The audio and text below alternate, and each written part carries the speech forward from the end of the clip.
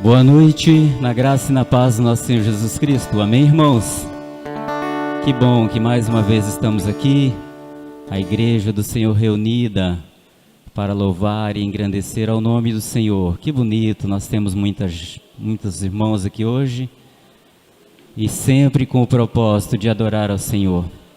Somos gratos por cada um de vocês que estão aqui. A Igreja adora, a Igreja exalta e glorifica a Deus. Eu tenho certeza de que cada um de vocês está aqui com seu coração aberto, alegre e pronto para adorar ao Senhor. E eu convido você a ficar em pé. Nós vamos cantar um corinho, que ele é um corinho alegre, de exaltação ao Senhor. E você pode bater palmas, ter liberdade de se alegrar diante do Senhor. E vamos adorar ao Senhor nessa noite. Posteriormente vamos cantar um outro cântico de adoração e desde já eu te convido a se desprender diante do Senhor. Nós não estamos aqui simplesmente por nossa causa, mas sim pela causa do Senhor. É por Ele e para Ele que estamos aqui. Nos reunimos para adorar e exaltar ao nome do Senhor, porque Ele é o único que merece toda honra, toda glória, todo louvor. Então esse cântico ele já é um convite, louvai ao Senhor, louvai ao Senhor. Então com alegria em seus corações eu convido você a louvar realmente a Deus, exaltar ao nome do Senhor, esse Deus que vive e vive para sempre em nossas vidas.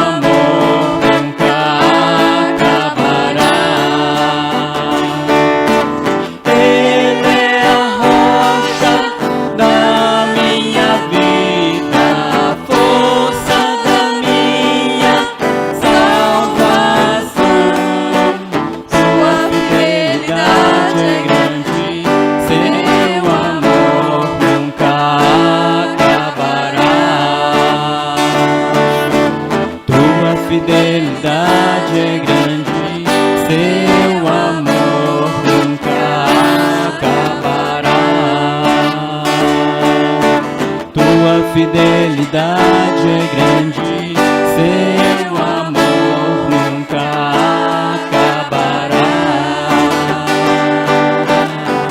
Uma salva de palmas para o Senhor, porque Ele merece. Aleluia. Esse próximo cântico diz: nós somos a tua igreja. Você é a igreja do Senhor? Eu sou, nós somos a igreja do Senhor. A Ele todo louvor, a Ele toda adoração, toda glória, porque Ele merece. Declare ao Senhor que você é a igreja do Senhor e que você está aqui para exaltar e glorificar ao nome dEle, o nosso Deus.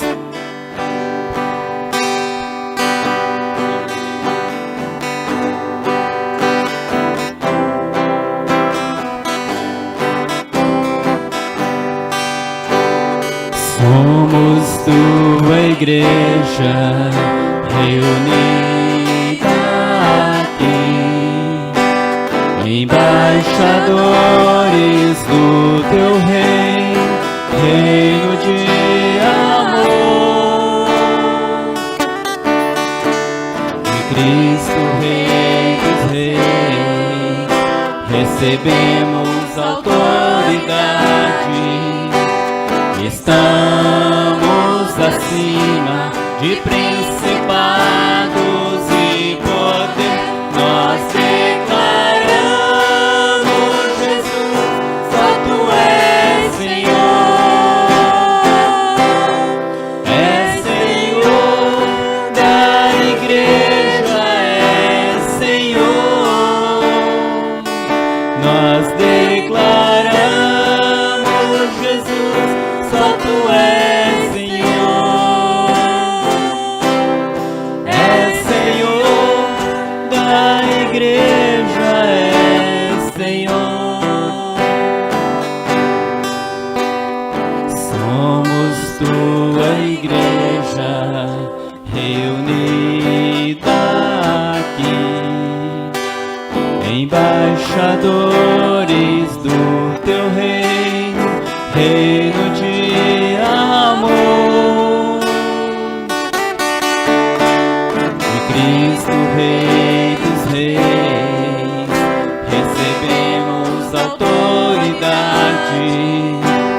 Estamos acima de principados e poder. Nós declaramos,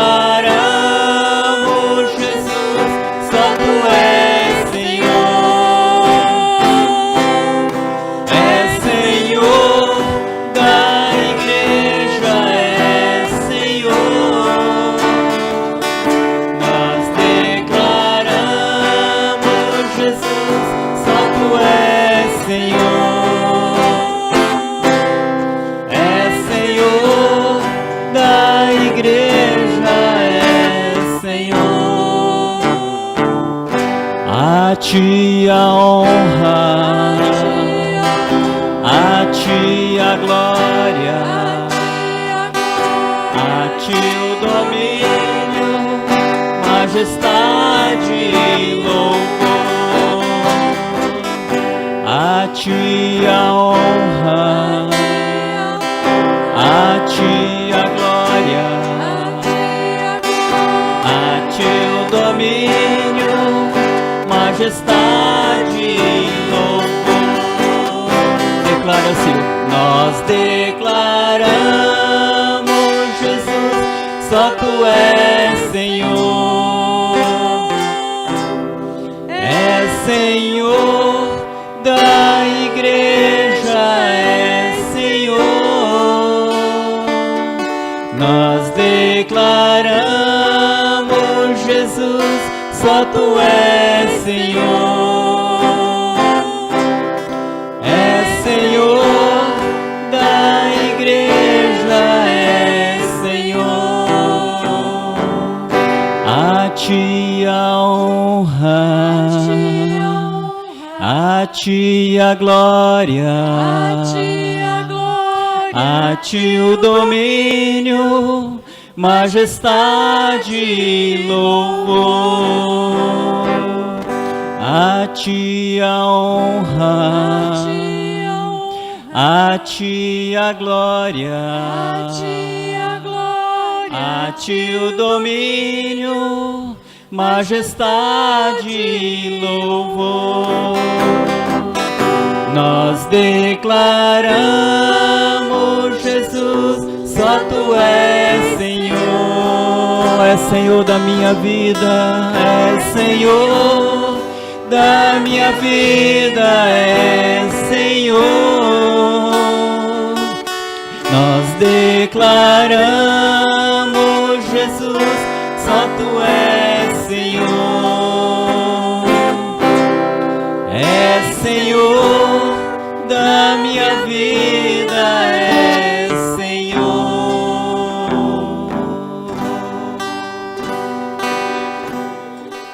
Aleluia, glorificado seja o nome do Senhor.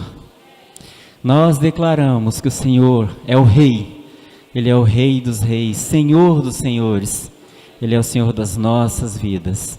Amém? Podeis vos assentar? E que esse espírito de adoração, de louvor, de gratidão ao Senhor nunca cesse em nossas vidas, porque Ele é Deus e quem cuida de nós é o Senhor. Nós só vivemos, só podemos ter mais um segundo de fôlego de vida pela misericórdia do Senhor, pelo amor que Ele derramou em nossas vidas e por Ele ter nos salvado e ter cuidado e cuida de nós, porque nós de nós mesmos não somos capazes de nada, mas o Senhor, Ele é tudo em todos. Amém? Que Deus abençoe ricamente a vida de cada um de vocês. E eu passo a palavra ao irmão Josimar, que vai estar dando continuidade, e que os irmãos sintam-se abençoados em nome de Jesus. Aleluias, glória a Deus, que maravilha. Queremos cumprimentar a todos com a graça e a paz de nosso Senhor e Salvador Jesus Cristo. Amém? Maravilhoso podermos estar aqui mais uma vez nesta noite, como ontem nós tivemos aqui, foi tão maravilhoso. Palavra tremenda, ministrada. O Senhor ministrou o coração do nosso irmão e ele nos passou o recado de Deus, né? Tremendo, maravilhoso, lição de vida para nós. E graças a Deus por todos que vieram essa noite, né? Nós fizemos um convite à tarde, eu estou vendo aqui que não é por isso, mas eu creio que é pelo prazer que você tem pela obra de Deus que veio. Soube que tinha mais uma reunião e está aqui. Que maravilha, né? Deus abençoe ricamente nessa noite a vida de cada irmão e nos enriqueça um pouco mais da sua graça, seu amor, sua misericórdia, que a nossa salvação possa desenvolver um pouco mais e que nós possamos ser mais edificados na nossa caminhada, na nossa fé cristã. Deus abençoe, queridos, grandemente. E eu quero convidar aqui o nosso irmão Gelson, né? Isso. E Jefferson, me perdoa. Eu faço confusão com esse nome ainda. Mas nós estamos felizes com os nossos irmãos, né? São muito queridos, irmãos amados, né? Do Senhor e nosso. Amém? Meu irmão, fica à vontade. Pai Celestial, em nome de Jesus Cristo, Pai, Teu Filho amado, nós apresentamos o Teu servo, Pai, agora nas Tuas mãos, Senhor. Oh Deus, este vaso valoroso, Senhor, que o Senhor escolheu para esta hora na face da terra. Oh, aleluias! Ele tem abençoado muitas vidas, Pai, pelas Tuas mãos, Senhor. Oh Deus, e vem nesta noite dispensar a Tua palavra na vida do Teu servo para a igreja que está aqui reunida, Pai. Oh Deus, que todos sejam edificados, que todos sejam abençoados através da Tua palavra, Senhor. Obrigado por esse momento tão precioso, Senhor. E nós Te agradecemos pela vida dos nossos irmãos que estão conosco. Graça e a paz, queridos irmãos e irmãs. Que privilégio o Senhor nos concede estarmos juntos em comunhão e podermos considerar Sua palavra. Isso realmente não tem preço, né? Vamos abrir no livro de Hebreus, capítulo 13. Hebreus, capítulo 13, versículo 22, que nos diz assim: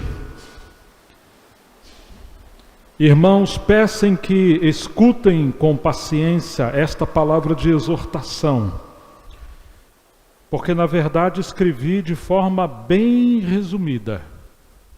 Hebreus 13, versículo 22.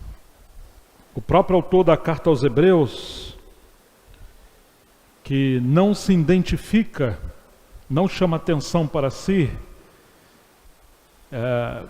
ele resume a sua epístola dizendo que essa carta é uma carta de exortação. Então a natureza dessa epístola é exortação. E ele diz que ele escreveu de forma resumida, abreviada, ou seja, poderia ser uma carta mais rica, mais extensa, mais ampla, mas ele teve que resumir, por um lado, porque era um contexto de perseguição, mas por outro lado também porque os cristãos, os hebreus, os judeus, que estavam sendo perseguidos, isso começou especialmente em Jerusalém, eles foram negligentes em relação a considerar a palavra do Senhor. Porque eles foram negligentes, o autor aos Hebreus deixou de expressar e revelar mais coisas em relação ao nosso Senhor Jesus Cristo, como nós ouvimos ontem no capítulo 3, verso 1. Por isso, santos irmãos, vocês que são participantes do chamamento celestial, considerai atentamente o apóstolo e sumo sacerdote da nossa confissão, Jesus. Então essa carta nos chama para considerar atentamente. E eu mencionei de que a palavra melhor ou superior aparece em pelo menos 13 vezes, mostrando que Jesus é superior aos anjos, superior aos homens, superior a Moisés. Ele veio do sacerdócio de Melquisedeque, que é um sacerdócio superior ao sacerdócio de Arão. Temos uma superior esperança, uma superior pátria, um superior tabernáculo. Tudo nessa carta é superior, é maior, porque os cristãos judeus estavam sendo seduzidos à possibilidade de voltar ao judaísmo. Quem sabe se por causa da perseguição, se volta ao judaísmo, espera a perseguição passar e depois eles poderiam voltar a seguir o evangelho. Mas o escritor aos Hebreus está dizendo que isso é impossível. E ele vai nos deixar algumas exortações. E hoje nós vamos ver de maneira abreviada, já que essa carta foi abreviada, nós vamos ver de forma abreviada algumas exortações que esse autor aos Hebreus deixou para nós. Nós vamos primeiramente no capítulo 2, versículo 1. Temos a exortação contra o perigo do desvio. Essa é a primeira exortação, que nos diz assim: por esta razão importa que nos apeguemos com mais firmeza às verdades ouvidas, para que delas jamais nos desviemos. Então a primeira exortação que esse autor da carta aos Hebreus apresenta para os cristãos é contra o perigo do desvio. O inimigo de todas as maneiras trabalha para a gente nos desviar. Paulo inclusive falou aos Coríntios, na sua segunda carta, o capítulo 11, que ele temia que assim como a serpente enganou a Eva com a sua astúcia, os cristãos também fossem enganados, e eles se desviassem da simplicidade que há em Cristo Jesus. Se eles ouvissem um outro evangelho, se recebessem um outro espírito, ou se eles crescem num Jesus diferente que Paulo havia pregado, porque ele estava adornando, preparando a igreja como uma noiva para apresentar ao seu noivo. Mas ele sabia do perigo que existia do desvio. E o desvio vem pelo falso evangelho, pelo falso ensinamento, ou quando no meio da pressão nós podemos escolher um atalho, um caminho mais fácil. Você imagina um período de perseguição, de hostilidade. Você imagine que vários daqueles obreiros mais velhos haviam morrido. Eles cumpriram o seu ministério, foram fiéis ao Senhor, mas eles partiram. Então você pega uma ausência de paternidade apostólica, você pega do lado de fora uma perseguição romana, matando os cristãos. Do lado de dentro você tem falsos obreiros, falsos profetas. E aí você tem o judaísmo também levedando a fé dos cristãos. você tem a tentação da negligência. Então era muito fácil que muitos desses irmãos, no lugar de manter os olhos fitos no Senhor, olhar atentamente para Jesus, como nós aprendemos ontem, eles corriam o grande perigo de se desviar desse chamamento celestial. Então a primeira exortação que nós aprendemos nessa carta é contra o pecado do desvio espiritual. Se tem algo que tem assolado o povo de Deus nesse tempo, chama-se desvio espiritual. Muitas coisas saíram dos trilhos da palavra. Não importa se foi um anjo que apareceu aos cristãos, se foi um grande obreiro, se foi uma história, uma tradição, não importa o que se fala. A única coisa que importa é o que diz as Escrituras. As Escrituras é o trilho do qual a locomotiva, que é o povo de Deus, a igreja de Deus, vai seguir o caminho do propósito de Deus. Nós não podemos nos desviar das Escrituras sagradas. Nós trilhamos a palavra de Deus, os nossos olhos estão voltados para o Senhor. Virão tribulação, perseguição, oposição, movimentos, heresias, esfriamento espiritual. Nós passaremos por muitas crises. Jesus nos advertiu assim. Mas ainda assim, nós temos que correr a carreira que nos está proposta, como diz o autor no capítulo 12, olhando firmemente para o autor e consumador da fé. No verso 12 ele diz: porque se a palavra falada por meio do anjo se tornou firme, e toda transgressão ou desobediência recebeu o justo castigo, como escaparemos nós, se não levarmos a sério tão grande salvação? Esta salvação que tem sido anunciada inicialmente pelo Senhor, depois nos foi confirmada pelos que a ouviram. Também Deus testemunhou juntamente com eles por meio de sinais, prodígios, vários milagres e distribuição do Espírito Santo segundo a sua vontade. Como escaparemos nós, se lá no Velho Testamento aqueles que se desviaram da palavra que foram ouvidas por anjos, como escaparemos nós se negligenciarmos a voz do Senhor hoje, no tempo da graça? Porque havendo ao Pai outrora falado aos pais de muitas formas pelos profetas, como está no capítulo 1, verso 1 em diante, nos últimos tempos, os últimos dias, nos falou pelo Filho. Se a palavra falada por anjo trouxe disciplina, como nós, se nos desviarmos da fé, não receberemos disciplina, se é o Filho de Deus que está falando conosco? Claro que começou a falar pelo Salvador, depois falou pelos apóstolos, depois foi confirmada por meio de dons e milagres, e o Senhor continua falando. Mas Ele não vai falar nada que vá além do que está escrito, porque o Espírito Santo é o Espírito da verdade, é o Espírito da palavra, e o cânon do Novo Testamento, a revelação do Novo Testamento, se encerrou no livro do Apocalipse. Deus fala quando nós abrimos a sua palavra, e sem misturar a palavra, sem barganhar, sem tornar as coisas levedadas, nós simplesmente devemos ler o texto, explicar a sua história, seu contexto e fazer aplicação. Não temos que contar historinha, não temos que inventar, não temos que agradar ninguém. Nós simplesmente precisamos pregar o Evangelho. Pregue a palavra, foi o que Paulo falou a Timóteo. Uma igreja bíblica é uma igreja que ensina a Escritura, voltada para a glória de Deus. Então o autor aos Hebreus está preocupado com isso, que nós não venhamos nos desviar dessas verdades que nós aprendemos, que possamos preservar essas verdades que um dia aprendemos. A segunda exortação está no capítulo 3, que é uma exortação quanto ao perigo da desobediência.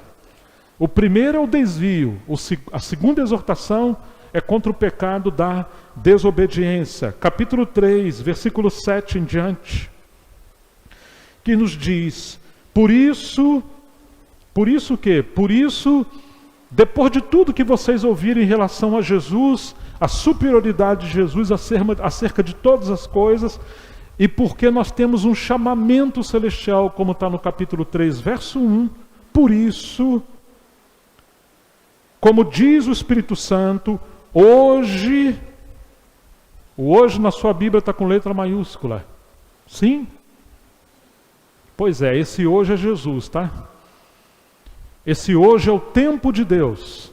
Esse hoje é que Deus nos colocou no seu Filho. Porque no Velho Testamento, no Antigo Testamento, o dia do descanso qual era? Era o sábado. Mas aquilo era uma tipologia do verdadeiro descanso. Que Jesus falou, vinde a mim, todos vós que estiverem cansados e sobrecarregados, e eu vos aliviarei.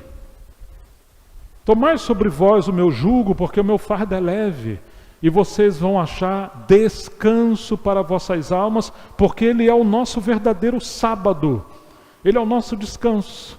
Por isso já não é um dia específico no tempo de uma semana, mas é o hoje. Todos os dias que estivermos em Cristo, esse é o nosso sábado do nosso descanso. Então ele vai dizer assim, por isso, como diz o Espírito Santo, hoje, ou seja, uma vez que estamos em Cristo, se ouvirem a sua voz, não endureça o coração como foi na rebelião, no dia da tentação no deserto, onde os vossos pais me tentaram pondo-me à prova, e viram as minhas obras durante 40 anos. Por isso eu me indignei contra essa geração e disse, o coração deles sempre se afastam de mim. Eles não conheceram os meus caminhos, assim jurei na minha ira, não entrarão no meu descanso. O salmista diz que Deus manifestou o seu caminho a Moisés e as suas obras ao povo de Israel. Moisés conheceu o caminho do Senhor, o segredo do Senhor, o coração do Senhor, mas o povo de Deus seguiam simplesmente por causa dos milagres, por causa das obras. E aqui o autor aos Hebreus está dizendo, verso 10, por isso me indignei contra essa geração e disse, o coração deles sempre se afasta de mim, eles não conheceram os meus caminhos. Que perigo, irmãos! Eles presenciaram todos aqueles milagres por 40 anos, mas não conheceram o caminho do Senhor. Assim como no tempo de Jesus, alguns seguiram Jesus por causa dos milagres, porque ele multiplicou pães e peixes.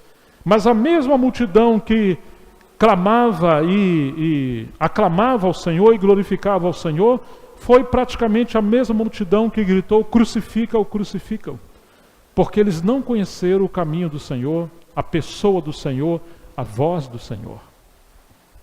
E é muito interessante que quando você não conhece o Senhor, se o Senhor muda a sua forma de trabalhar, a nossa tendência é querer ficar com um método, com uma forma, com uma maneira, e não seguir a pessoa do Senhor e a sua voz. Eles se acostumaram com tudo que Deus fez no Velho Testamento, mas o Senhor queria avançar. Mas no lugar de seguir o Senhor, eles queriam vincular o judaísmo com o cristianismo. E teve que acontecer o seguinte, que o judaísmo estava firmado em 3 princípios: o templo, a lei de Moisés e Moisés.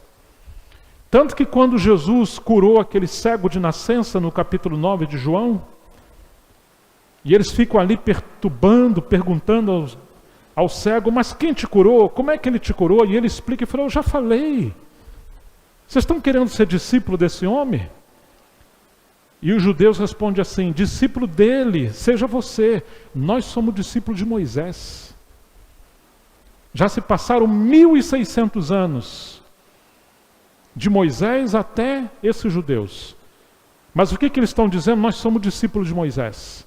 Ou seja, eles não seguiram as obras, não seguiram o caminho do Senhor, não seguiram a voz do Senhor. Quando você chega no livro de Judas, antes do Apocalipse, vai dizer que Satanás contendeu com Gabriel, pelo corpo de Moisés. Deus escondeu o corpo de Moisés, mas Satanás queria desenterrá-lo. Por quê? Porque ele queria fazer do corpo de Moisés um ídolo. E não achou, porque Deus escondeu. Agora imagine, se o corpo dele foi escondido, e mesmo depois de 1000 anos, o povo judeu está dizendo que é discípulo de Moisés, imagine se aquele corpo tivesse sido encontrado. E você se lembra que Deus falou a Josué lá no capítulo 1, meu servo Moisés é morto, diga ao povo que marche. Irmãos, graças a Deus por todos os seus servos, que nós amamos, apreciamos, respeitamos e valorizamos. Mas a exortação do livro de Hebreus, capítulo 3, verso 1 é: vocês que são participantes do chamamento celestial, considerai atentamente, não se desvie os seus olhos. Não desvie, não desobedeça. Considere atentamente o apóstolo e o sumo sacerdote da nossa confissão, Jesus. Olhe para frente, olhe para ele, não se desvie. Então a segunda exortação é o pecado da desobediência. Se ouvirdes a voz do Senhor, sua palavra, não endureça o coração de vocês, não se apegue às coisas que ele já fez, mas ele quer que a gente siga adiante. Tem uma coisa bem interessante, guarda esse capítulo aqui, só para a gente dar um exemplo melhor. Marcos capítulo 16, versículo 12. O Evangelho de Marcos, e nós já vamos voltar aqui. Marcos 16, versículo 12.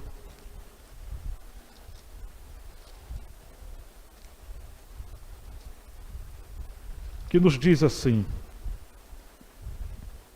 depois disso, Jesus manifestou-se aos seus discípulos de outra forma, a 2 deles que estavam ao caminho do campo.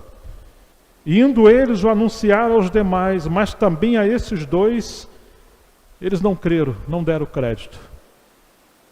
Por que não creram? Porque Jesus se manifestou de uma outra forma, mas era o Senhor. Tá certo? Eles queriam seguir forma, método, pessoas. E Jesus falou: não. Eu vou sempre mudar a forma. Sempre vou mudar o método. Mas a voz vai ser a mesma. Os princípios vão ser os mesmos. A palavra de Deus é uma só. Mas a forma de Deus trabalhar, ele vai mudar. Uma vez ele apareceu como se fosse um fantasma, andando no mar, sobre as águas. E os discípulos ficaram apavorados. Parece que eles eram até tentados ao espiritismo, porque eles falaram: é um espírita, é um espírito, ou é um fantasma. Falou: não se apavore, não sou eu. As mulheres que estavam lá no cemitério, ele se apresentou como jardineiro, e elas não creram, porque era uma outra forma. Quando ele andou sobre as águas, eles também não creram. Era mais fácil crer que era um fantasma, porque ele se manifestou de uma outra forma. No caminho de Emaús, ele se apresentou de uma outra forma. Como? Como um viajante. O que vocês estão discutindo no caminho? Só você é estrangeiro em Israel, você não sabe? Não, o que é? Jesus, o Nazareno, que operou muitos milagres, era um homem poderoso em obras. A gente achou que ele era o Messias, mas ele morreu, já é 3º dia, e a gente não sabe o que aconteceu com eles. E Jesus está ali no meio deles. Falou: honestos, homens duros de servir, de coração, não convinha que se cumprisse tudo que está escrito na lei e nos profetas, em Moisés, na lei, nos salmos e nos profetas. E ele começou a fazer exposição de tudo que diz as Escrituras acerca dele. E aí os olhos deles se abriram, porque Jesus se apresentou de uma outra forma, eles não creram. Estão entendendo, irmãos? Outra vez Pedro está lá, na casa de Simão Curtidor, ele viu aquele céu aberto, um lençol vindo do céu amarrado nas 4 pontas, cheio de animais, quadrúpedes e répteis imundos. E o Senhor falou: Pedro, mata e come. Ele falou o quê? Não, Senhor, porque nunca comi coisa comum ou imunda. Como assim? Ele chama a voz como a voz do Senhor, não Senhor. Olha, se ele é o Senhor, como é que o servo fala não? Nessa hora Pedro foi Senhor. Por que não? Porque a voz é do Senhor, mas a forma que Deus manifestou é estranha. Eu aprendi desde criança que um judeu não pode comer coisa comum ou imunda, não pode comer animal imundo. Agora vem um lençol do céu e fala, mata e come. Ele sabe que é o Senhor, mas no lugar de ficar com a voz e seguir o Senhor, ele seguiu a forma. E o Senhor estava quebrando isso aí de Pedro. Eu vou mudar a forma sempre. O Senhor repreendeu Pedro muitas vezes. Depois repreendeu ele no Monte da Transfiguração. Depois, quando Pedro está pregando na casa de Cornélio, antes de terminar, o Espírito Santo é derramado sobre os gentios, para ele aprender que ele mudou a forma. E Pedro tem que seguir a voz. Depois Paulo repreende Pedro, quando ele vai em Antioquia. E Pedro foi sendo repreendido várias vezes, para ele aprender a se calar, não seguir uma forma, mas seguir a pessoa, a voz do Senhor. Quando a gente não segue o Senhor, nós corremos o perigo da desobediência. Nós estamos desobedecendo o Senhor, porque Ele está fazendo algo diferente, e a gente está olhando no retrovisor de coisas do passado, e deixamos de olhar para o Senhor. Estão entendendo, irmãos? Como que os hebreus estavam numa zona de risco? Olha, qual é o segredo? O segredo é, por isso, santos irmãos, participantes da vocação celestial, considerai atentamente o apóstolo e sumo sacerdote da nossa confissão, Jesus. E no capítulo 12, novamente, olhando atentamente, não perca o foco, para Jesus. Aí nós vamos poder correr a carreira que nos está proposta. Não olhe para trás. Se você olhar para trás, você tem que olhar com um único motivo. Jesus falou assim, fazei isso em memória de mim. Você olha para trás e encontra Cristo na cruz. Você encontra a palavra, a obra do Senhor. Aí você pode olhar para trás. Façam isso em memória de mim até que eu venha ou volte. Olhe para frente. Aí você pode olhar para trás para ver o Senhor na palavra. Mas se for olhar outras coisas, você vai ficar perdido. Uma vez as serpentes estavam picando o povo de Israel lá no deserto. E Moisés foi orar a Deus. Falou, como é que nós vamos fazer? Falou, faz uma serpente de bronze, pendura no mastro e coloca no meio do povo. Todo aquele que olhar para a serpente, ele vai ser curado. Claro que aquilo é uma tipologia de Jesus que ia ser pendurado na cruz. E ele falou isso para Nicodemos no capítulo 3 de João, que aquilo era uma tipologia. E aqueles que olharam para a serpente de bronze foram curados. Mas sabe o que aconteceu? Houve um período que eles fizeram daquilo um ídolo. Aquilo era só uma tipologia para aquele tempo, mas eles fizeram um ídolo, até que se levantou um rei e quebrou essa serpente. Porque aquilo virou uma idolatria. Porque eles pegaram coisa que era transitória, passageira, e fizeram algo, sabe, estático, fixo, como uma coluna de mármore, fria, no lugar de seguir a voz do Senhor. Então, voltando a esse texto de Hebreus, que nós estamos lendo agora, que é o capítulo 3, Hebreus 3, versículo 10. Por isso eu me indignei contra essa geração e disse, o coração deles sempre se afasta de mim, porque estão seguindo formas, métodos. E eles não conheceram os meus caminhos. O Senhor tem as suas trilhas ali, ó, e eles não conheceram. Assim jurei na minha ira, não entrarão no meu descanso, que era Canaã. E hoje é uma figura da plenitude de Cristo. Tenham cuidado, irmãos. 3:12. Para que nenhum de vocês tenha um coração mau e descrente que o leve a se afastar do Deus vivo. Pelo contrário, anime-se uns aos outros, exorte uns aos outros. De quanto em quanto tempo temos que nos exortar? Segundo esse texto? Domingo? Todos os dias. Isso mostra que a vida da igreja não está presa a um local, a um dia. Graças a Deus por esse local. Mas esse local não é a casa de Deus. Ele é um local de reunião. A igreja é a casa de Deus, o corpo de Cristo. E devemos praticar a comunhão, o convívio, a hospitalidade, a mutualidade, o comer junto, o cuidar uns dos outros. Que alegria poder estar hospedado na casa da irmã Diva, uma anciã tão querida, que nos conhecemos há muitos anos, e ali a gente compartilha. E nos encontramos, que comunhão maravilhosa hoje de manhã, e assim vamos. Mas a comunhão, lembre-se disso, não é para você ser bajulado. Não, a comunhão é para sermos exortados. A igreja é um lugar de exortação. Infelizmente hoje, se você exorta os irmãos, a tendência dele é ficar emburrado e querer ir embora. Mas nós temos que nos exortar uns aos outros, falar: irmãos, não se desvie, não desobedeça, olhe, mas aconteceu aquilo outro, fulano foi embora e teve pecado. Você está olhando para o lugar errado. A exortação de Hebreus é para a gente não olhar nem para a direita nem para a esquerda.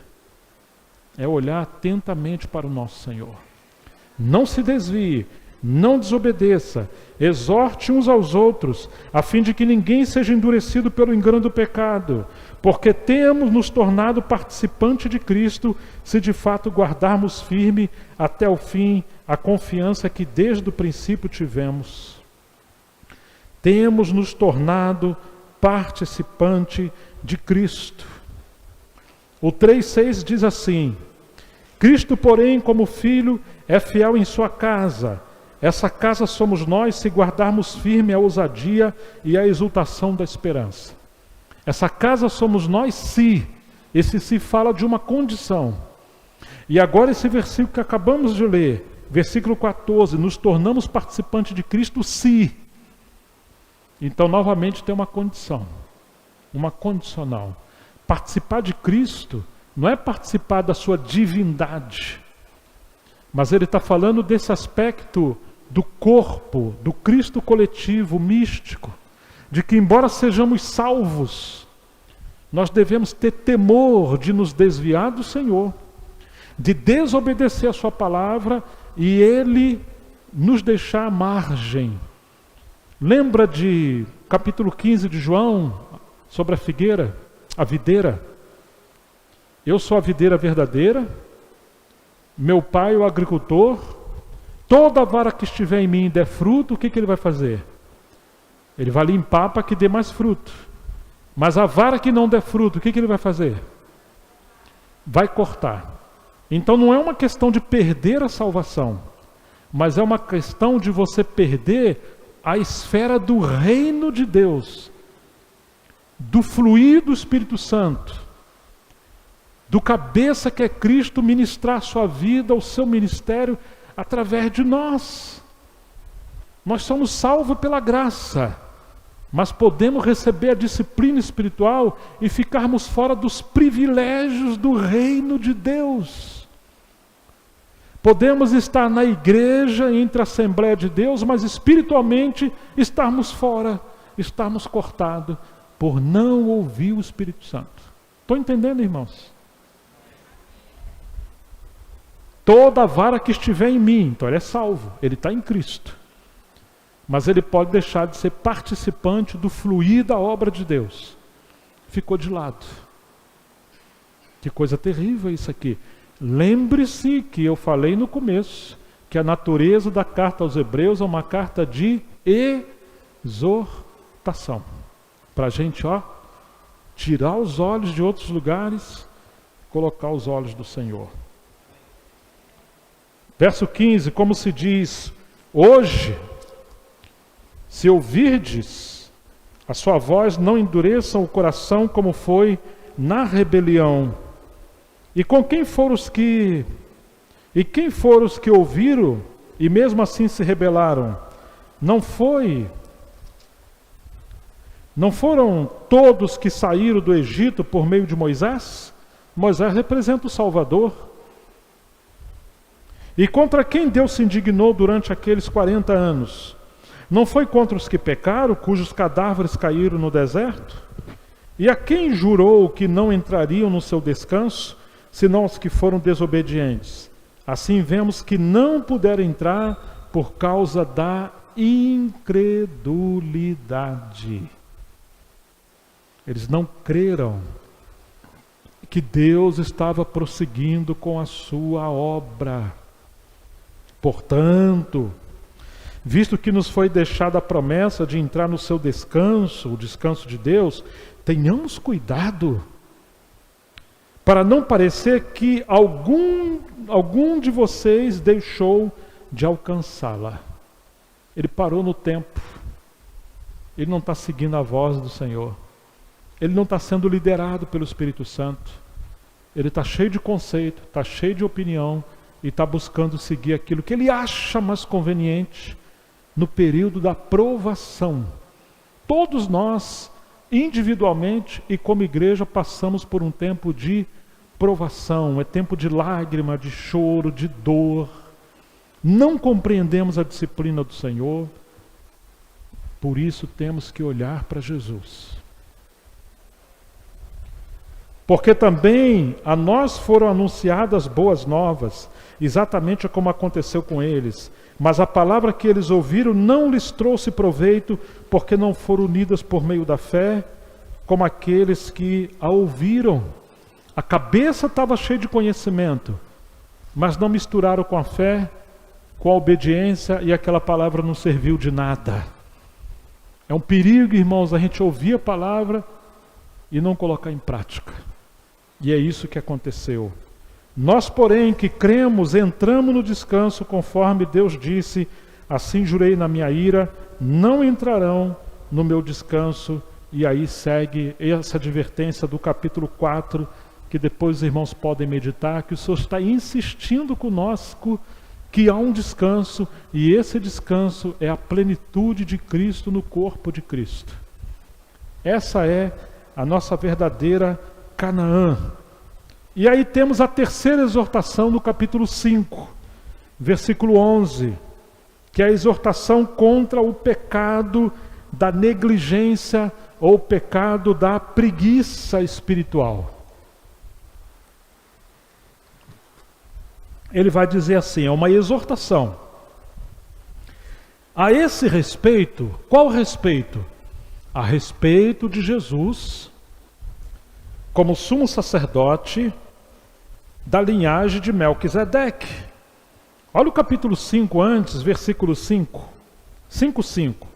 Assim também Cristo não glorificou a si mesmo para se tornar sumo sacerdote, mas quem o glorificou foi aquele que lhe disse, você é meu filho amado, eu hoje te gerei. E em outro lugar também diz, você é sacerdote para sempre, segundo a ordem de Melquisedeque, quer dizer, ele não veio dos sacerdotes da casa de Arão.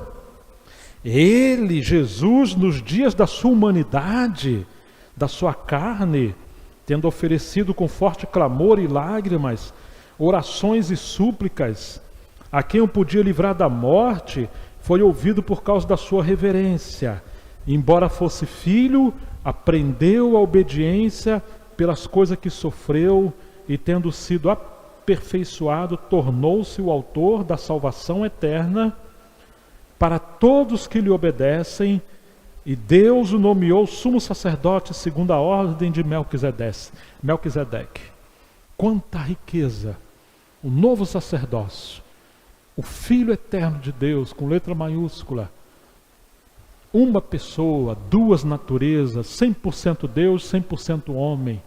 Ora, mas se ele é o homem perfeito, como que ele aprendeu a obediência por as coisas que padeceu? Porque ele nunca precisou obedecer como filho, porque ele era perfeito, como Deus desde a eternidade. Mas ele está aprendendo a obediência como homem.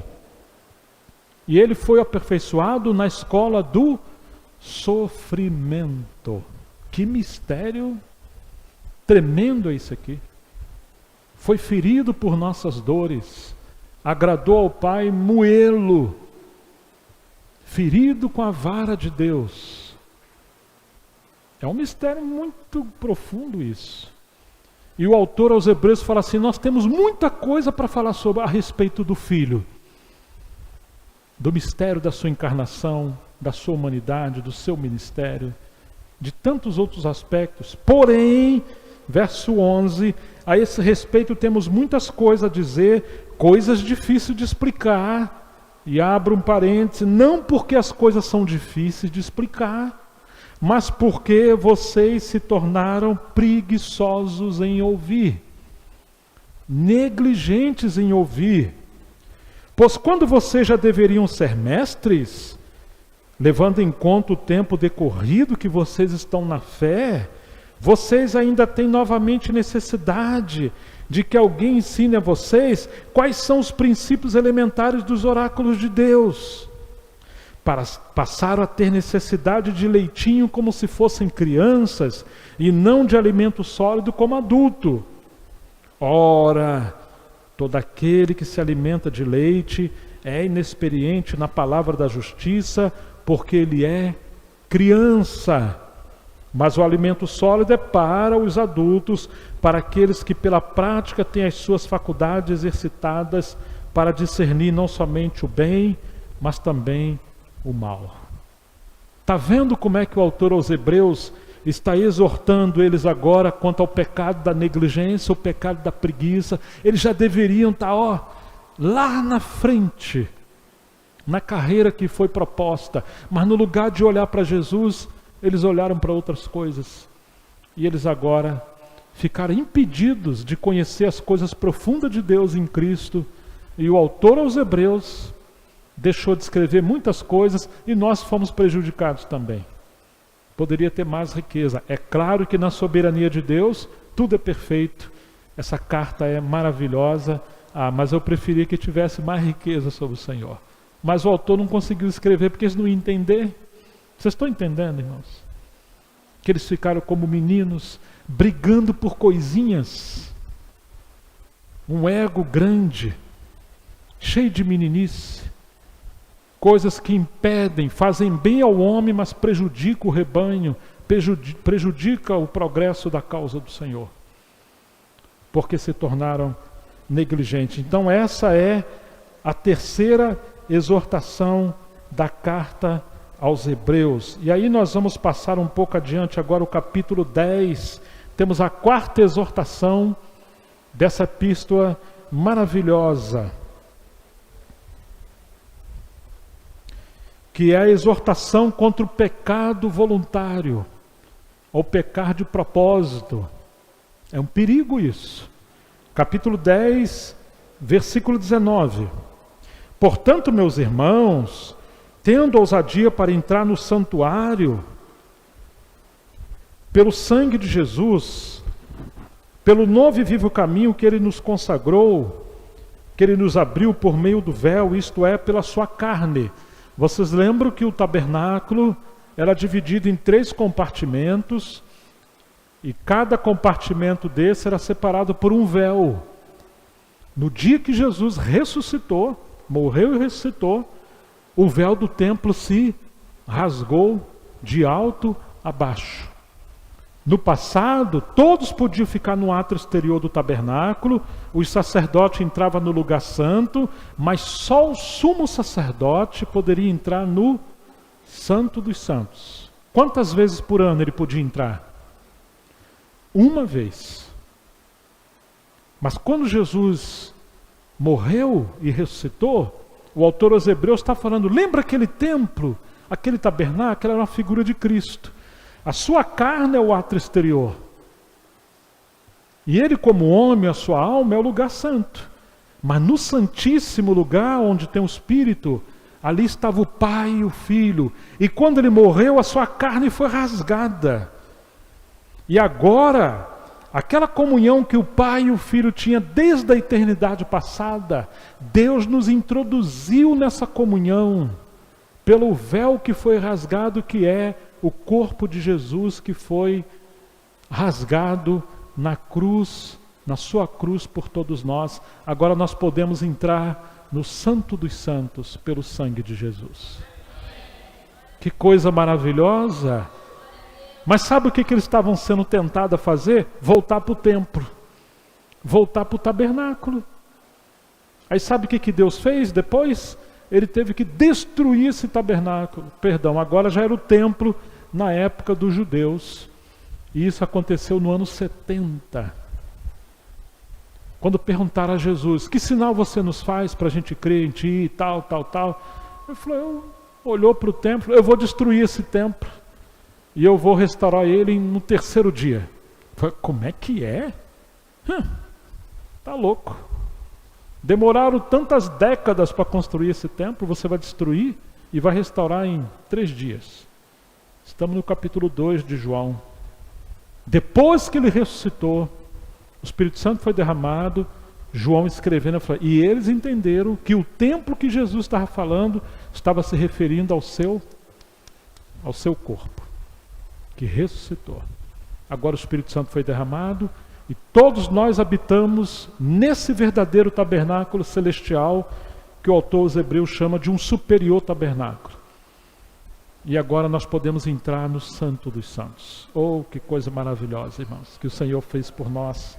Então ele fala, portanto, meus irmãos, verso 19, tendo autoridade, ousadia para entrar no santuário pelo sangue de Jesus, pelo novo e vivo caminho que ele nos abriu por meio do véu, isto é, pela sua carne, e tendo um grande sumo sacerdote na casa de Deus.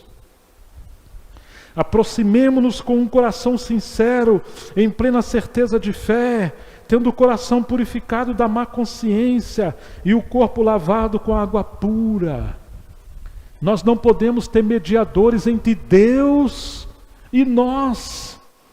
Nós temos um grande sumo sacerdote, que é o Senhor.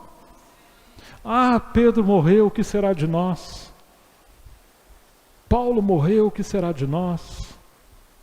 O outro partiu, o que será de nós? Lembra do capítulo 3 de Hebreus, versículo 1. Portanto, santos irmãos, participantes do chamamento celestial, considerai atentamente quem? O apóstolo e sumo sacerdote da nossa confissão, Jesus. Não precisamos de outro intermediário. Amém, irmãos? Quando a gente começa a depender mais dos servos de Deus do que de Deus, e a gente faz deles o nosso intermediário, às vezes Deus precisa recolher. Eles entram no descanso, que já completaram a sua carreira, e nós precisamos entrar no descanso de Deus, que é uma vida de dependência 100% de Deus, sem as bengalas aqui na terra. Deus nos ama de tal maneira que Ele quer que nós venhamos compreender que nada sai do controle do Senhor. O Senhor está no trono, mas nós não precisamos de um novo sacerdote. Irmãos, Moisés partiu. Ai, o que será de nós? Deus vai prosseguir. E assim foi com todos os servos do Senhor. Mas qual que é a nossa tendência? Nós temos que colocar um outro homem. Não é assim que as coisas do Senhor são feitas. Não. O Senhor levanta pastores no plural no Novo Testamento, presbíteros no Novo Testamento. Mas Ele não quer que a gente siga um homem. Ele pluralizou o seu governo para não haver abuso de autoridade, manipulação, autoritarismo, pecado. Todos nós somos suscetíveis ao pecado. Precisamos ser guardados uns pelos outros. A obra de Deus começa com o homem, claro, mas Deus quer multiplicar os servos de Deus que vão servir. Mas a nossa tendência é querer ter um outro sacerdote entre nós. E isso é porque somos criancinhas e precisamos amadurecer. Então ele segue dizendo, versículo 23, guardemos firmes a confissão da esperança sem vacilar, pois quem fez a promessa é fiel. Versículo 24, cuidemos também de nos animar e exortar uns aos outros no amor e na prática de boas obras. Não deixemos de nos congregar, como é costume de alguns, pelo contrário, novamente façamos admoestações, ainda mais agora, quando vemos que aquele dia, com letra maiúscula, o dia da vinda do Senhor se aproxima. Porque se continuarmos a pecar de propósito, pecar voluntariamente, pecar conscientemente, não simplesmente por fraqueza, mas porque nos entregamos ao pecado, depois de termos recebido o conhecimento da verdade, já não resta sacrifício pelo pecado, porque o sacrifício já foi feito, que é Cristo. Pelo contrário, resta apenas uma terrível expectativa de juízo e fogo, vingador, preste a consumir os adversários. Quem tiver rejeitado a lei de Moisés morre sem misericórdia, pelo depoimento de 2 ou 3 testemunhas. Imaginemos quanto mais severo deve ser o castigo daquele que pisou o Filho de Deus, profanou o sangue da aliança com o qual foi santificado, insultou o Espírito da graça, pois conhecemos aquele que diz: a mim pertence a vingança, eu retribuirei. E outra vez ele diz: o Senhor julgará o seu povo. E horrível coisa é cair na mão do Deus vivo. Então ele está pregando e exortando agora aqueles que pecam voluntariamente e acham que porque estamos na graça, Deus é amor, Ele sabe de tudo, não vai ter problema nenhum. Não é isso que diz a Escritura. Não é isso que diz a Escritura. A Bíblia diz: a sua vara e seu cajado me consola. A gente quer um pastor só com cajado, mas ele tem vara e tem cajado. Ele está dizendo que vai haver sim punição e grande disciplina aos que pecarem voluntariamente. Nesse caso aqui, em relação à história, são aqueles judeus que estavam voltando ao judaísmo e pisando o sacrifício de Cristo, voltando à lei de Moisés e deixando a palavra dos apóstolos, voltando ao templo físico, templo, e deixando o verdadeiro corpo de Cristo. Eles estavam negligenciando o próprio Senhor. E aí chegamos no capítulo 12, na 5ª exortação, versículo 25. Tenhamos cuidado e não recusem a ouvir aquele que fala. Podemos chamar isso de pecado da indiferença. Estamos sendo exortados contra a indiferença. Quem é aquele que fala? Você vai lembrar do capítulo 1 de Hebreus. Havendo Deus outrora falado aos pais de muitas formas e maneiras pelos profetas, falou-no nos últimos dias pelo Filho, o Filho de Deus. E o Espírito Santo fala conosco. Quando nós deixamos a palavra de Deus, nós estamos deixando de ouvir aquele que fala, que é o Senhor. E ele está falando desse pecado da indiferença. Pois se os que se recusaram a ouvir quem divinamente os advertia na terra não escaparam, muito menos escaparemos nós se nos desviarmos daquele que do céu nos adverte. Naquele tempo a voz dele abalou a terra, mas agora ele promete dizendo: mais uma vez eu farei tremer não só a terra, mas também o céu. Ora, as palavras mais uma vez significa a remoção dessas coisas abaladas, ou seja, das coisas criadas, para que permaneçam as coisas que não podem ser abaladas, e por isso não devemos estar presos a nada nessa terra. Deus te deu uma casa, mas lembra que essa não é a verdadeira casa. Você está na sua cidade, mas lembra que a nossa verdadeira cidade é a Nova Jerusalém. Estamos nessa pátria, mas a nossa pátria não é aqui. Você tem o pão na sua mesa de manhã, mas lembre que Jesus disse que Ele é o pão que veio do céu. Você tem a comida, mas Ele diz que Ele é a verdadeira comida.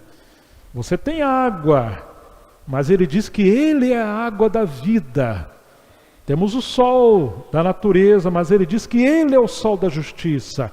Tudo isso aqui é transitório, isso aqui não é verdadeiro, é literal. Mas o verdadeiro é o que é eterno. Que pena aqueles que estão agarrados com dinheiro, com a casa, com os filhos, com a igreja, com qualquer outra coisa, e coloca no lugar do Filho de Deus, olhando para Jesus. Sabe quando a lua entra na frente do sol? Temos um eclipse. Deus criou a lua, uma figura da igreja. E o sol é uma figura do Senhor. A lua não tem luz própria. Quando nós colocamos qualquer coisa no lugar de Cristo, temos trevas. E às vezes o Senhor tira as coisas da frente do sol. Então ele fala, tome cuidado com a indiferença. Não deixe as coisas tomar o lugar do Senhor, porque Ele vai abalar todas as coisas. Vai ficar somente o que é inabalável. Por isso, versículo 28, recebendo nós um reino inabalável, retenhamos a graça pelo qual sirvamos a Deus de modo agradável, com alegria, não por força, mas por amor, com reverência e temor, porque o nosso Deus, Ele é um fogo consumidor. Esse é um livro de exortação. E eu vou terminar, porque o nosso tempo já vai esgotando. Infelizmente, hoje é o nosso último dia de estarmos com os irmãos. Mas eu queria ressaltar 3 coisas importantes aqui no capítulo 13, porque lembre-se, nós estamos aqui como peregrinos. Esses judeus aqui estavam num período de perseguição, de desânimo, de luta, falsos profetas, oposição, heresias, tantas coisas acontecendo, e eles estavam sendo tentados a se desviar, a desobedecer, a ser negligentes, a serem indiferentes, a serem meninos, e o autor está encorajando eles a andar para frente. E por mais que temos que olhar para Jesus, ouvir o Espírito, e o Senhor é o nosso sumo apóstolo e o nosso sumo sacerdote, no capítulo 13, ele vai nos dizer, no versículo 7, lembrem-se dos seus líderes, os quais pregaram a palavra de Deus a vocês, e considerando atentamente o fim da vida deles, imitem a fé que tiveram. Jesus Cristo é o mesmo ontem, hoje e para sempre. Por mais que sejamos encorajados a olhar para Jesus Cristo e seguir para frente, Ele está dizendo, lembrem-se dos vossos pastores que vos pregaram a palavra de Deus. Então Ele está lembrando a gente a valorizar aquilo que foi plantado entre nós, a não remover os marcos antigos, a não nos esquecermos da história dos servos de Deus. Atente para o fim, diz esse versículo, o fim deles, ou seja, a vida deles foi um exemplo para nós que aprendemos com esses homens. Amém, queridos? Nós não podemos esquecer daqueles que nos precederam e que Deus usou para nos ensinar. É um orgulho, é uma exaltação própria, é uma centralização, é uma primazia vaidosa, aqueles que querem ser líderes no meio do povo de Deus, e por isso eles têm que apagar a memória e a história daqueles que Deus usaram antes de nós. Que Deus nos guarde para isso nunca acontecer, que isso é um pecado. Quantas vezes, para alguém prevalecer contra os outros, ele tem que macular a reputação dos servos que Deus usou e dos servos que Deus usa. Ah, aquele homem ali, infelizmente, foi um homem de Deus, mas coitado, e aconteceu isso. Isso é o diabo, isso não é Deus. Vamos lembrar das boas coisas que Deus fez. Antes de alguém ser destruído, precisa destruir primeiro a sua reputação, a sua história, a sua imagem. Isso é uma politicagem baixa. Se Deus quer trazer irmãos para servir vocês, e tiver alguém ambicioso entre vocês por liderança, pode ser que ele fale, aquele irmão é perigoso, aquele irmão é um herege, aquele irmão... É uma maneira de evitar que Deus traga seus profetas para servir vocês. Claro, devemos fazer como os pais nos ensinaram na Bíblia. Temos que saber quem são os servos de Deus, de onde eles vêm, quem recomenda, quem referencia, onde congregam, como que é a história dele, como que é o casamento dele, a família dele, a doutrina dele. Não podemos receber qualquer um. Quem recomenda, com quem eles andam. E os presbíteros que são maduros não liberam o púlpito rapidamente. Vai ter comunhão em privado. Procura ver a história para não estar colocando falsos profetas no púlpito e gerando dor e sofrimento à igreja. Ah, mas se Deus tem levantado os servos dele para servir o corpo de Cristo, que é um só, como vamos deixar de receber aqueles que Deus envia? Então ele aqui está dizendo, olha, lembrai-vos daqueles que vos pregaram a palavra de Deus. Se aqueles que Deus usou antes de vocês, teve companheiros e amigos, e tinha esses homens como homem de Deus, como nós vamos abandonar esses homens e rejeitar esses homens? Eles são companheiros para nos ajudar. Estão entendendo, irmãos?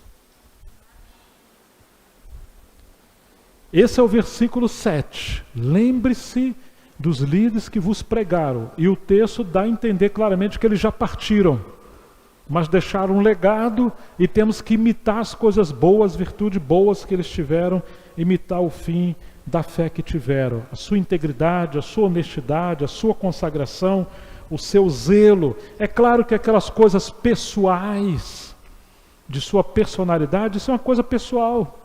Isso não devemos ou não precisamos imitar. Nós devemos imitar aquilo que é de Cristo na vida dos servos de Deus.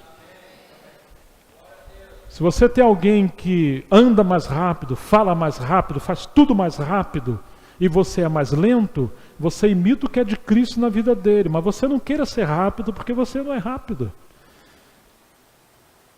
E se você tem um líder ou alguém, presbítero, seja quem for, que é bem devagar, muito cuidadoso, muito cauteloso, quase não acontece nada porque ele é assim, mas as coisas têm que andar um pouco mais rápido. Nós temos que imitar o que é de Cristo nesse irmão, mas esse aspecto pessoal é o pessoal dele. Devemos respeitar a diversidade de diferença de personalidade, mas não temos que imitar a personalidade. Você não tem que ser igual a outra pessoa, você tem que ser igual ao Cristo que está naquela pessoa. Pedro era espoleta, né? Está sempre em movimento, aquele era uma tempestade, porque ele era um pioneiro. João já é alguém mais... O final da vida de João, mesmo que no começo ele foi chamado filho de trovão, mas você vai ver que ele é o apóstolo do amor. E aí você vai ver a diferença de Paulo e Barnabé. Então Deus complementa os servos diferentes para termos uma riqueza de dons, ministérios, multiforme sabedoria, multiforme graça, muitos dons, para não sermos deficientes. Devemos crer na unidade com diversidade. Não devemos crer na unidade com uniformidade, como se todo mundo tem que ser como um robozinho igualzinho. Não. Deus fez você diferente, te deu dons diferentes, habilidades diferentes. A palavra de Deus é uma, mas temos uma riqueza de serviços, porções da palavra, de sabedoria, de serviço, e que o Senhor possa nos enriquecer. Mas lembrai-vos dos vossos líderes que vos pregaram a palavra de Deus, considerando atentamente o fim deles, da vida deles. Imitem a fé, não a sua personalidade, a fé que eles tiveram. E aí chegamos no versículo 17. Esses homens já partiram, mas no 17 diz o que para nós? Obedeça aos seus líderes. Não diz assim, obedeça ao seu líder. Mas diz, obedeça os vossos líderes, ou os vossos pastores. Pode ser que com o pioneiro Deus teve um líder, mas no Novo Testamento você vai encontrar que Paulo estabelecia presbíteros no plural em cada igreja local. Começou com Paulo sozinho, Paulo e Barnabé, mas quando a igreja vai avançando, estabelece presbíteros. Nós poderíamos citar várias passagens no Novo Testamento que você não vai encontrar um líder, você vai encontrar os líderes, os presbíteros. Um é mais pastor, o outro é evangelista, o outro é um mestre, o outro é mais profeta. Então, quando nós temos uma diversidade de homens ungidos, separados por Deus, que a igreja não é uma empresa que a gente faz uma eleição, uma democracia e escolhe quem nós vamos querer. Não, nem sempre os mais velhos serão os líderes, mas sempre serão os mais maduros e espirituais. Queira Deus que sejam os mais velhos. Mas o sinal daqueles que serão, aqueles que vão adiante de nós, são aqueles que conhecem o Senhor, seus caminhos, sua palavra, tem flexibilidade espiritual, tem compaixão do rebanho, tem sabedoria para como conduzir as coisas. Serão como as colunas na casa do Senhor, eles não se movem facilmente.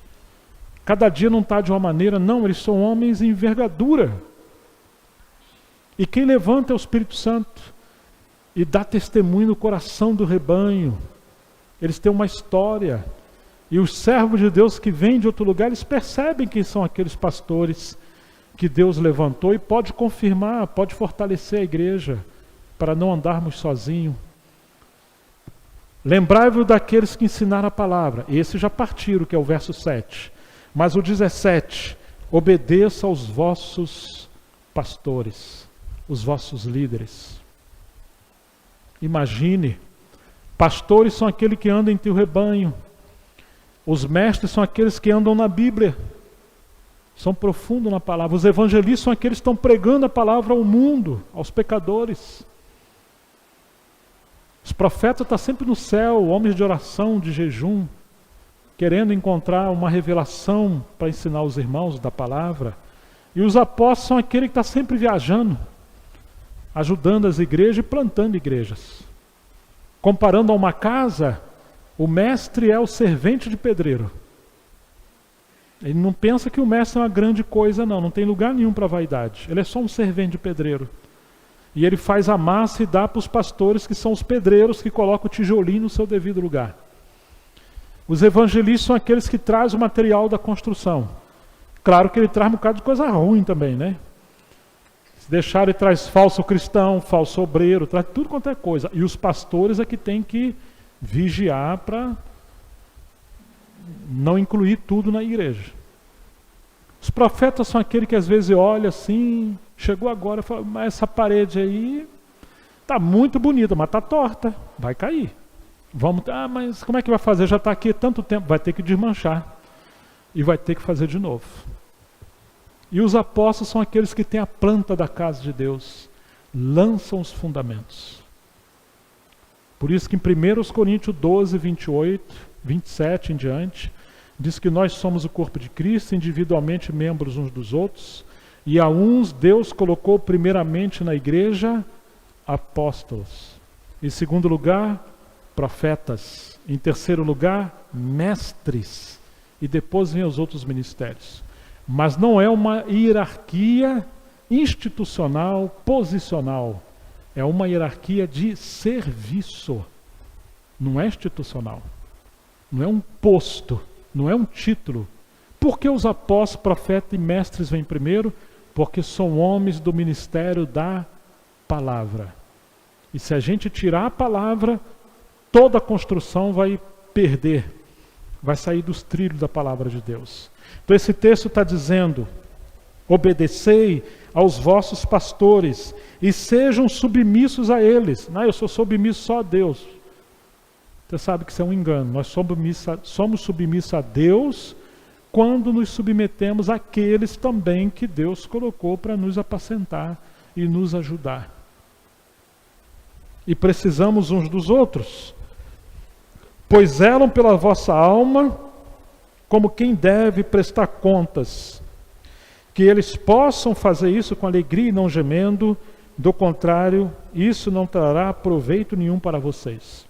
Então os pastores são aqueles que zelam pela igreja, zelam pela nossa alma, eles mantêm o rebanho unido, alimentado, com foco no Senhor, pastoreiam o rebanho. Por isso que as coisas não podem ser tão rápidas. Vão mudar as coisas. Não, não é bem assim. Precisamos ter homens maduros que nos ajudam. E em último lugar, versículo 24. Saúdem todos os vossos pastores, ou líderes, ou guias, como diz algumas versões. bem como todos os santos. Ele está falando agora de uma diversidade de pessoas que estão na igreja e eles podem nos ajudar cooperando com o pastoreio da igreja. Versículo 7 fala dos pioneiros que plantaram a semente, a palavra da obra de Deus.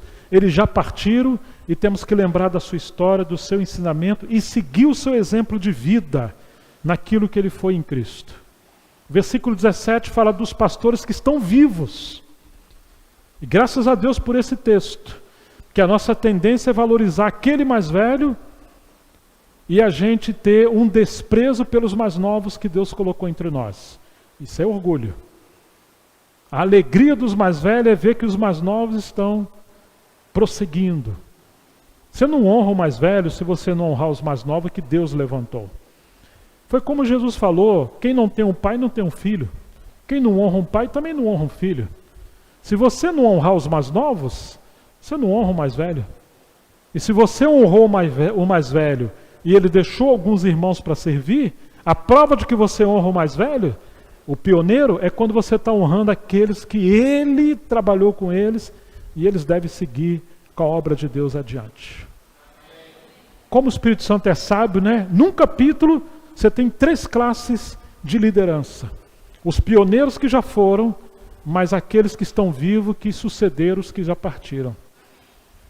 E você tem os que cooperam com esses que estão vivos, que também são líderes, mas nem sempre serão presbíteros. Por exemplo, Timóteo não era um presbítero, ele era solteiro, mas ele era um cooperador de Paulo, era um obreiro.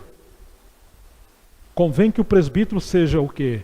Irrepreensível, marido de uma só mulher, que tenha os seus filhos em obediência, que não seja beberrão de vinho, não seja espancador, que tenha bom testemunho dos que são de fora, que governe bem a sua própria casa, porque se alguém não governar a sua própria casa, como que ele terá cuidado com a casa de Deus?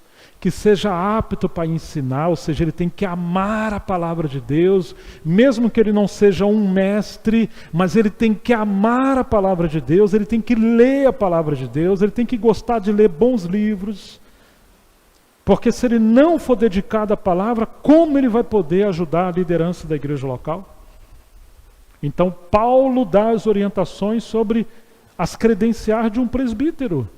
Mas nós podemos ter vários irmãos que cooperam no seu ministério sem necessariamente estar no presbitério. Que presbitério é uma questão de governo da igreja local para lidar com a administração da igreja, com pastoreio coletivo. Mas nem todos são chamados ao presbitério, ainda que possam ter ministério. Eu vou repetir em outras palavras. Tem pessoas que têm ministério, mas não são chamados para o presbitério e não devem se sentir inferior. Porque grande primeiro entre nós é só o Senhor. Todos nós somos servos. Mas todos que vão estar no presbitério precisam ter ministério. Seja o pastoral, seja o evangelístico, seja o de ensino, seja um profeta, senão ele não pode estar no presbitério. Estão entendendo? Para estar no presbitério precisa ter ministério. E o presbitério é uma posição de liderança de governo para cobrir, guiar, supervisionar, alimentar e guardar o rebanho. Mas eles fazem isso porque tem ministério. Então esse capítulo 13 termina com essas sentenças ou exortações. Lembre-se dos pioneiros, imite a fé deles, mas obedeça àqueles que ficaram, que estão presentes aqui. Saúdem aqueles que são também cooperadores e são pastores com vocês, mesmo que eles não sejam presbíteros entre vocês, mas eles têm um dom de ajudar e de cooperar. Temos 5 grandes exortações que nós já vimos hoje e temos esse capítulo 13, entre várias coisas que tem ali, nós temos esses 3 pilares para uma igreja seguir de forma equilibrada e não se perder enquanto ela está seguindo a carreira, olhando para Jesus, o autor e consumador da nossa fé. Que Deus ajude vocês a prosseguirem, fortalecendo vocês, encorajando vocês, que os problemas se tiver, ou se alguma coisa, irmãos, isso sejam lições para nos amadurecer. Vamos pregar o Evangelho. Vamos usar energia para amar as pessoas, cuidar de pessoas, amar uns aos outros. E a gente seguir juntos essa carreira que está diante de nós. Vamos orar ao nosso Senhor Jesus Cristo. Eu vou encorajar que quem quiser levantar sua voz, 1 ou 2 pessoas, se você ouviu o Senhor falar com você, ore ao Senhor por essa palavra, ore pela igreja, que o Senhor possa ser glorificado. Amém. Aleluia, ouvimos a palavra do Senhor.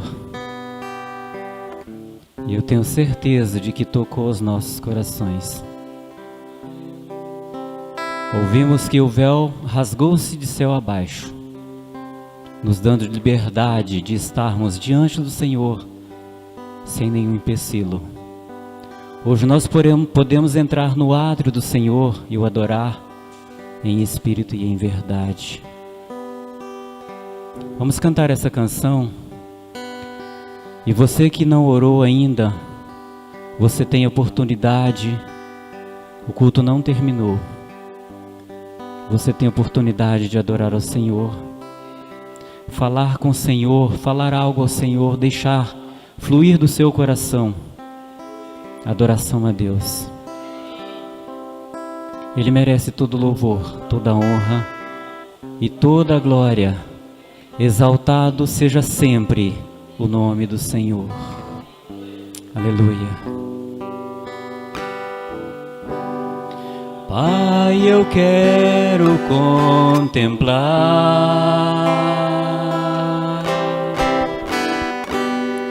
Sua glória e majestade.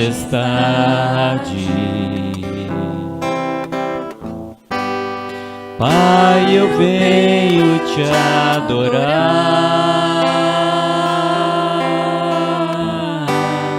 em espírito e em verdade, não apenas no átrio ou no santo lugar. Eu venho te entronizar entre os querubins. Oh, leva-me à sala do trono, pelo novo e vivo caminho, pelo sangue de Jesus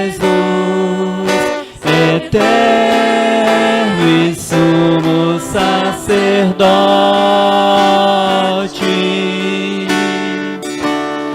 Oh, leva-me à sala do trono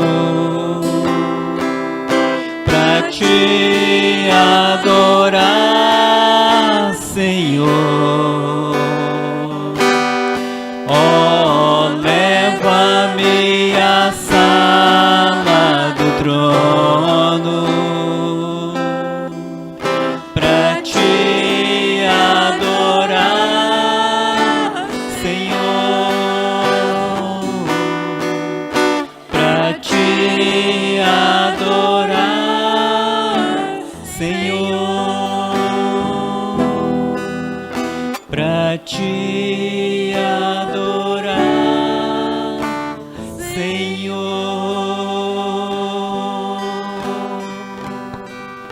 És tremendo, Pai, maravilhoso para conosco, Senhor. Aleluias. Amém, irmãos. Glória a Deus. Aleluia. Por hoje, nós vamos ter que parar, né? Mas já está sentindo saudade e que vontade, né? A gente começa a sentir Deus na nossa vida, no nosso coração, o Espírito Santo. Parece que a gente não quer parar. Podíamos passar a noite aqui, né? E amanhã, depois da manhã e assim por diante. Esse é o amor de Deus que nos comove, na verdade, né? E isso que nós precisamos, né? Amar o Senhor, amar a obra do Senhor, amar a palavra do Senhor, amar uns aos outros, né? E assim, para que o Senhor permaneça na nossa vida, no nosso coração, nos movendo a cada dia. Essa igreja, eu vi um irmão orando todos os dias, que coisa linda, né? Mesmo às vezes na dificuldade, mas amando ao Senhor, dependendo do Senhor. De que forma bondosa, maravilhosa o Senhor nos exortou nessa noite. Mas que coisa linda. O Senhor faz a ferida e Ele sara ela, cicatriza, né? E nós vamos embora alegres, felizes, cheios da graça de Deus. Amém? Então, muito alegre, irmãos, com a vida dos irmãos aqui. Isso é providência de Deus para a nossa vida. Dá para nós entender isso, como o Senhor nos ama, como o Senhor tem misericórdia das nossas vidas. O Senhor tem servos fiéis na face da terra e que ministram a palavra do Senhor da forma que ela é, né? E como tem que ser. Então nós, graças ao Senhor, que nós estamos aqui para aprender como caminhar a cada dia. Nós vemos aí, ontem nós podemos perceber o que está aí pela frente. Mas o irmão dizia assim, nós não temos que ter medo, a igreja não tem que ter medo, porque nós temos Deus por nós. Romanos no capítulo 8, verso 31 diz, se Deus é por nós, quem será contra nós? Queridos, isso é um ato de fé, de verdade. Então nós não vamos temer o anticristo, o falso profeta, o enganador. O Senhor quem nos guarda. O Senhor traz alguém para nos mostrar o caminho. De novo, nós não vamos nos perder. Aquele que confia no Senhor, diz o salmista, não será confundido, né? Então, que maravilha, quanta maravilha que Deus faz em nossas vidas, por nós. Isso é porque Ele nos ama. Amém? Nós agradecemos muito a Deus nessa noite também pela vida da nossa irmã Nelma. Né, irmã Nelma? Passou muita aperto, dificuldade, nós daqui, sempre pedindo ao Senhor, e passou pelo vale, né, irmã? Mas Deus trouxe a serva de volta aqui, para viver mais tempo, né, junto com a igreja, né? Amém, glória a Deus por isso, e glória a Deus pela vida dos nossos irmãos, tá? Um abraço de todos nós, depois abracem os irmãos, tá, queridos? Que são dádiva de Deus. E que coisa tremenda. Eu não tenho palavra para dizer, mas a minha palavra é graças ao Senhor, né? Por tudo. Queremos agradecer também pela presença dos irmãos que vieram. Ninguém perdeu, né, em ter vindo. Alguém perdeu em ter vindo ou foi abençoado aqui? Quem? Amém? Aleluia, glória a Deus, que maravilha, né? Eu também estou sentindo isso mesmo, graça de Deus, né? E um novo horizonte aí pela frente na nossa caminhada. Esse é o propósito de Deus com a igreja, para nos livrar desse mundo enganador e nós louvarmos o Senhor aqui agora na terra, darmos testemunho a respeito de Jesus Cristo e da obra de Deus, e depois o Senhor vai nos levar para a eternidade, para sempre. Amém? Glórias ao nome do Senhor. Alguém dos irmãos aí quer falar alguma coisa? Irmão Miguel, irmão Gelson, né? Agora eu falei certo? Falei certo? E as irmãs querem? Amém? Então nós agradecemos também as irmãs que cooperaram, né? Fizeram a comida, né? Eu participei também da janta, ontem do almoço, hoje. Bah, que negócio bom, hein? Que maravilha. Muito bom, tá? Eu creio que os irmãos estão satisfeitos também com isso, né? Amém? Que maravilha. Então, queridos, nós vamos ter que ir, mas vamos continuar nessa paz, nesse amor, nessa graça que o Senhor ministrou aos nossos corações. Amém? Glória a Deus. Amém.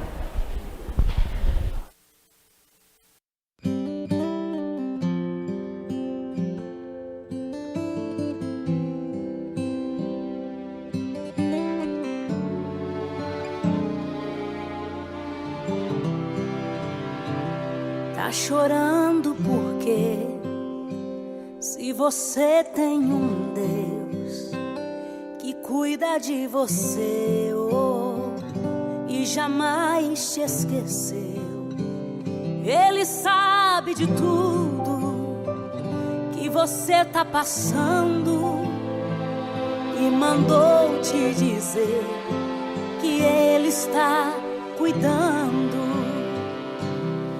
Lembra de onde você veio e aonde que você chegou. Lembra de todos os livramentos que você já passou. Não era pra você estar aqui, mas Deus falou assim: esse aí vou levantar, e onde colocar a mão eu vou abençoar. Não chore, quem cuida de você não dorme. Levanta, tem muita gente que te ama. Deus mandou te dizer que vai acontecer. Deus mandou te falar que tudo vai passar.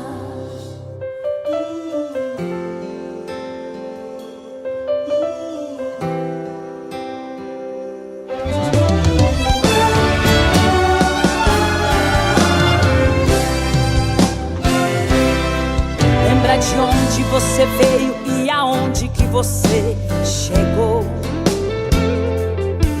Lembra de todos os livramentos que você já passou. Não era pra você estar aqui, mas Deus falou assim: esse aí vou levantar, e onde colocar a mão ele vai prosperar. Não chore, quem cuida de você não dorme.